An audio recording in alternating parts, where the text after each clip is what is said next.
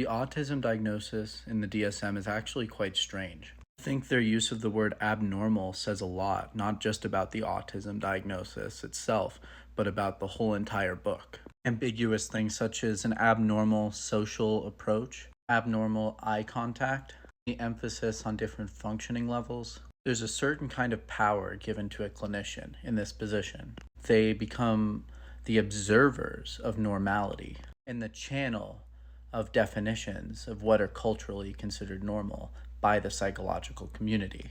If you've ever studied psychology or social sciences, you'll know what a bell curve is. And it's shaped like this.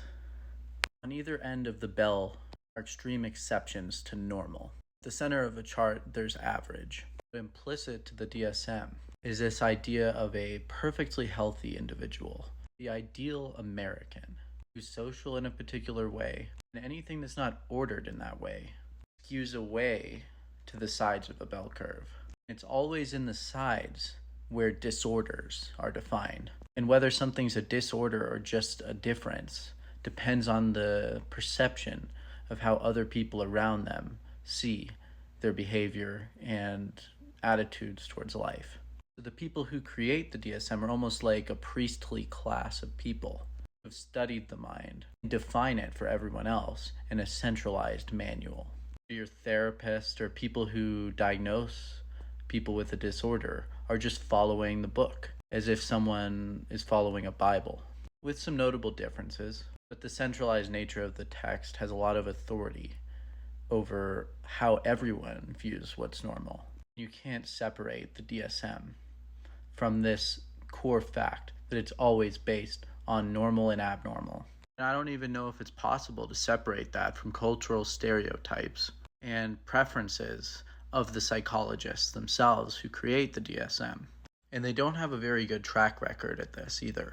And the stuff related to functioning levels is tied to our economic system, because the implicit expectation is that everyone's completely independent unless they have some type of exception that the centralized forces can identify.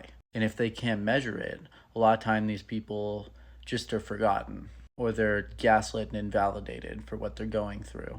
So I think the DSM, to a certain extent, is an attempt to reconcile these two problems. There's the cultural expectation that everyone's independent as possible.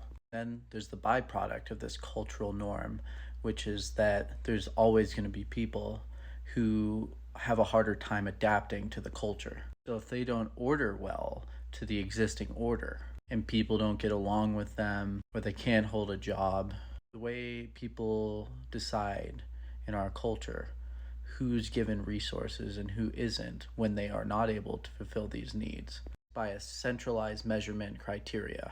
But in community-focused cultures, I doubt that this would make any sense to them. And in societies where there wasn't so many people, where there was enough attention to be paid to everyone regardless of what the reason is that they're not able to function and whether it can be measured by the authorities,